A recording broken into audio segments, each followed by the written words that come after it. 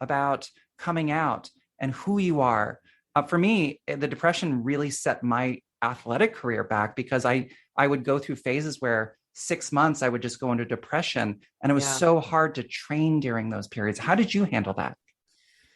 Such a great point. Honestly, I would say being a queer female athlete in the United States of America is it's for me, it wasn't difficult, right? I never faced much resistance in the US for being queer. Right.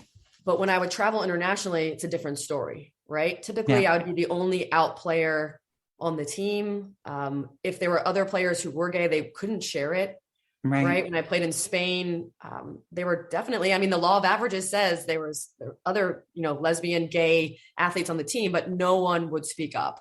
So I Right. faced, I think, a little bit of resentment in that sense that I could live the life where I was open and out. I Right. think there's that.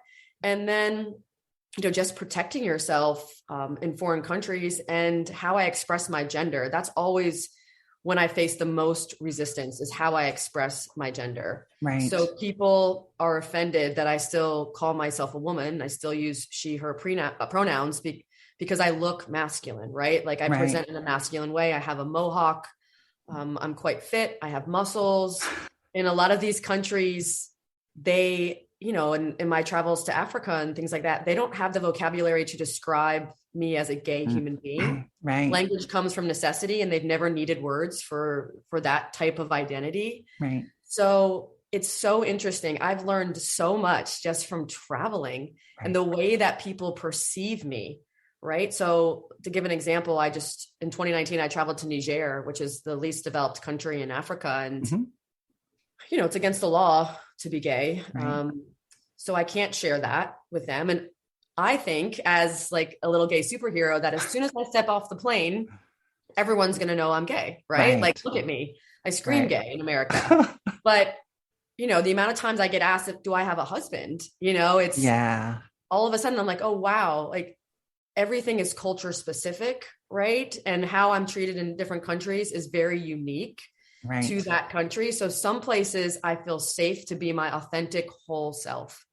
Other countries, it has to be a lot more of a soft diplomacy where I come, I smile, I'm Joe Lohman, but I don't talk about being gay, right? Right. Right. And then I go home and everyone follows me on Facebook, right? And they Right. see, oh wow, I just met my first queer human, right? Right. Wow, like I had no idea, first of all, and second of all, I guess she's normal, right? She's not a Yeah. monster. So yeah, that's a long-winded answer to your No, that's so, but oh my God, I love you. So here's the thing. So on Netflix, there's a program called Disclosure where okay. Laverne Cox talks about the trans identity, and more specifically, how the problems with being the first person, or the first trans person, the first lesbian, the first gay, the first LGBTQ plus queer, whatever, the first person that these people have ever met. There's such a responsibility.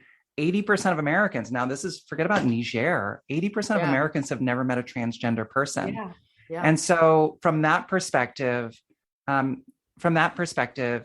you are the ambassador. You are the person that they will forever say, oh, this is what a lesbian is. This is what a transgender person is. This is what a queer person is.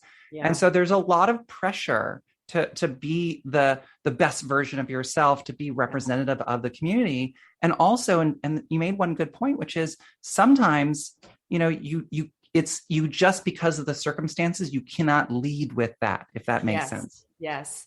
And you shouldn't lead with that.